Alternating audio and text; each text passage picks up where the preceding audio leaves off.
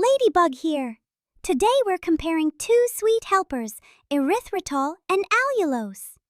Erythritol is a sugar alcohol with almost no calories, and allulose is a rare sugar with very few calories. Both are often called diabetes-friendly because they usually have little effect on blood sugar and insulin compared with regular sugar. Erythritol is great for crisp cookies, frostings, and super low-calorie sweetness. But some new studies raise questions about possible blood clotting risks, so moderation matters. Allulose tastes and bakes more like sugar, browns better, and may be gentler in the research so far, though too much can still upset your tummy. So Ladybug's pick. For baking, allulose wins for soft treats and fewer current health concerns. Erythritol wins for crunchy treats.